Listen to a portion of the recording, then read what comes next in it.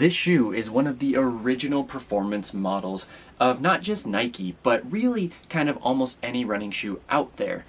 But the last few years have left people asking whether it was still a solid daily trainer. Was a new foam underfoot enough to revive the Nike Pegasus line?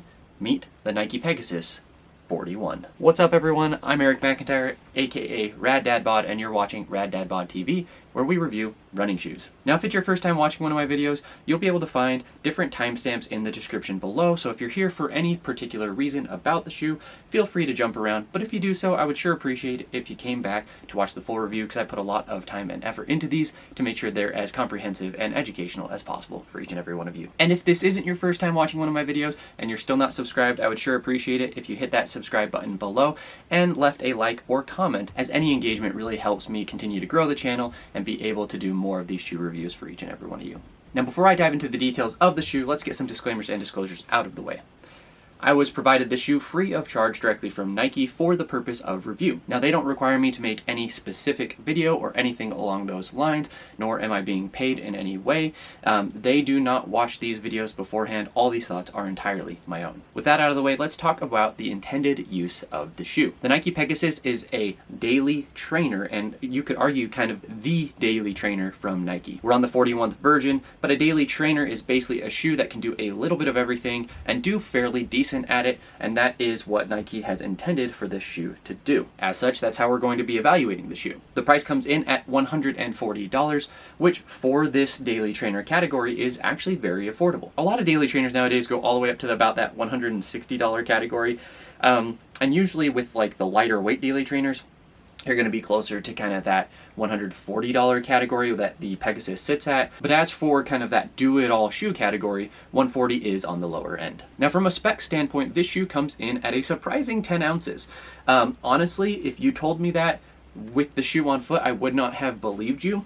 10 ounces is, again, not heavy, but it's kind of on that middle to heavier side, and it would be considered heavy for a lighter weight daily trainer, which personally this feels more like a lightweight daily trainer, and we'll get into it, but all in all, about 10 ounces in a men's size 9. Now in the heel you have 37 millimeters of foam, and in the forefoot you have 27, so this has a 10 millimeter heel to toe drop. From a fit perspective, I would say it fits true to size lengthwise, so you don't need a size up or down. And then from an overall fit kind of width, the toe box is pretty standard, almost leaning towards a little bit roomy, to be honest, at least for a Nike. So when talking about Nikes, this fits wide for a Nike, but I would say average overall.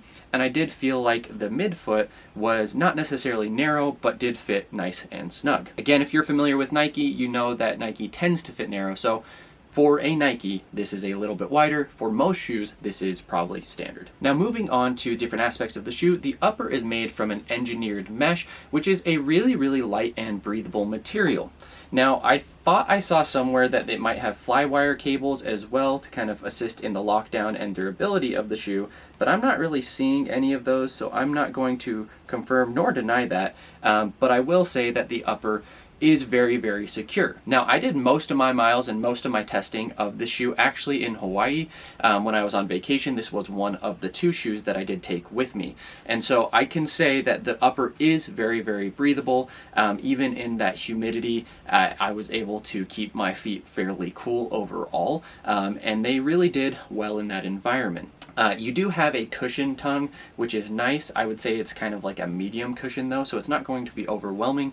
And you have some nice padding here in the heel, as well as kind of that flared heel in the upper with a structured heel cup that keeps you locked in very nicely. The tongue itself is sewn in, and so actually I'm not sure if that's considered fully gusseted, but I'm going to say it has the same effect as a fully gusseted tongue, which, like I said, gives really, really good midfoot lockdown and maybe contributes to the fact where the midfoot does feel a little bit more snug than the rest of the shoe, which for me I actually really, really enjoy. What was really interesting is I actually did take these shoes up on a fairly steep hike and was a little bit worried about the upper, and it actually kept me contained fairly well. I wasn't slipping or sliding around inside the shoe, and that nice lockdown felt nice.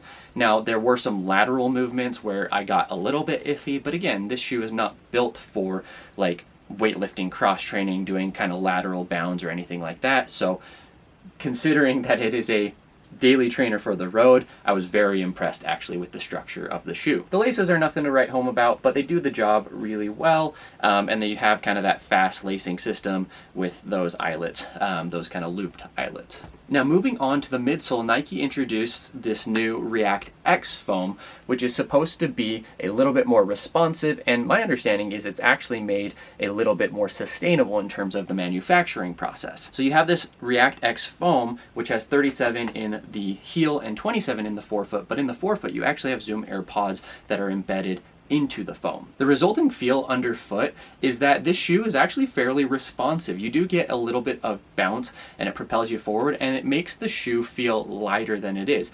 10 ounces is not heavy, it's not light, but it's kind of in that middle category. But I honestly would have thought that this shoe was closer to like the 8.5 to 9 ounce range. So I was surprised when I saw it because of how light and bouncy it feels underfoot. The shoe has the ability to speed up and slow down. Like, I do think that if you're going to be doing something very like more of a, I don't know, like mile repeats or something where you're going to be pushing for a little bit longer than kind of 200s and 400s, then you actually might like something with a little bit more foam underfoot. And that sounds weird because it's still 27 millimeters in the forefoot, but one thing I did feel was that the forefoot felt thin. Like there was a really, really surprising amount of ground feel compared to the heel. And I kind of wish that maybe they had just done like an 8 millimeter drop instead, where you get 29 millimeters in the forefoot. But I'm not sure if that's just because the Zoom Air just interacts a little bit differently with the ground than the React X foam. So I would also be curious if they just had done a full React X midsole, if I would have had the same feeling. This one of the things that surprised me about the shoe that I didn't love was that it just felt minimal in the forefoot compared to the rest of the shoe. But the sensation underfoot again is fun and it is bouncy, and I enjoyed my miles in the shoe quite a bit. From a pace versatility standpoint, I do feel like this shoe can do a little bit of everything. You probably don't want to take it out for your long run, but you could. I mean, I did 8-9 mile runs in the shoe and felt very, very comfortable. But anything past that, and I really probably would have preferred something, if we're going Nike, something like the Vomero, right? Or maybe the Infinity or Invincible. From a stability standpoint, actually fairly stable overall. I know a lot of overpronators are not huge fans of Nike, and I think that's because they were very, very narrow in the past. So I think the widening of the base of the shoe has given this a little bit more stability. And again, I took this on some pretty steep trail where there was lots of places where you can slip and slide, lots of places you could roll your ankle, and frankly, it felt good. So I did not expect that. That was a big surprise to me, but overall the shoe, very, very solid. Now moving on to the outsole of the shoe.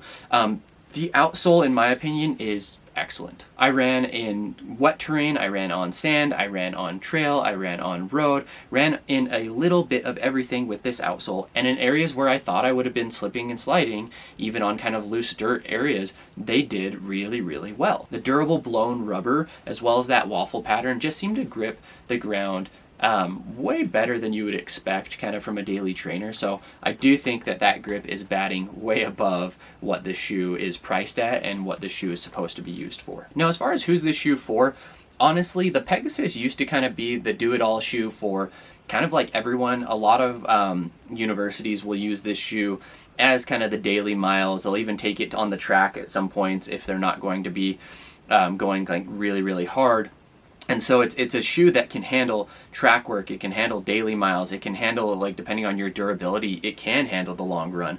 I would say for most beginners, probably not, but like it is a really good beginner running shoe that has a really good place in a rotation of just kind of like a little bit of do it all, a little bit of everything type shoe. So if you are a newer runner looking at a shoe rotation or a shoe that can do a little bit of everything, and you're only trying to buy like one shoe or have a 1-2 shoe rotation, then I do think the Nike Pegasus fits really well in there. Now, I think that the Nike Pegasus is going to bias those forefoot runners though, or those runners who are used to running kind of on the balls of their feet. The reasoning for that is because it is a 10 millimeter heel to toe drop.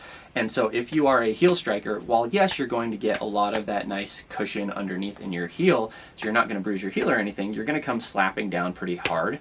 And ironically, the kind of feel or lack of kind of cushion in the forefoot you're going to smack down, and it's probably just not going to feel the most comfortable from like a transition standpoint to you. Again, there's always going to be exceptions to that, because at the end of the day, shoes come down to preference, but a high heel to toe drop does seem to favor kind of more of that forefoot runner, those who have maybe transitioned from kind of sprinting shorter distances and then extended those paces out to longer distances. I think the Nike Pegasus, I also think is just a good looking shoe. And so if you're looking for a shoe that you could do kind of just light, like gym work in, I'm not a huge supporter of wearing running shoes when you're lifting weights and need a really stable base, because that's not made to be stable. It's meant to propel you forward. But I know a lot of people do like to wear like a running shoe to the gym, and so maybe on your upper body days you want something that you can get a quick warm up in and still be able to lift in. You look nice, you look good. Nike Pegasus 41, it's just a sleek overall shoe. But again, I do think that this favors kind of more of the like high school athlete, former college athlete, former sprinter, former ball sport athlete, those who are used to being on the balls of their feet. And if you are someone who's looking to get Nikes and you want something that's going to be maybe more accommodating for the general public, that's where you would go, I think, more towards like the Vomero, the Infinity, the Invincible. Like those lines are going to be a little bit more cushioned, a little bit more friendly from a heel to toe drop standpoint as well. Now from a comparison standpoint, first just comparing to kind of previous Nike Pegasus models, this is the best Nike Pegasus in the last, I'm going to say, probably 5-6 years. I think a lot of people really like the Pegasus up until the 36-37, and I don't know if I would say that the Pegasus itself fell off or if other brands just started to innovate more in the daily trainer space, but the Pegasus has not felt like a great daily training option for, you know, the last 5 or 6 iterations. So I do think that due to the new added foam, it has brought new life to the Pegasus line. And I'll be curious to see what they do in the 42, if they do something in the forefoot, if they eventually kind of get rid of the Zoom Air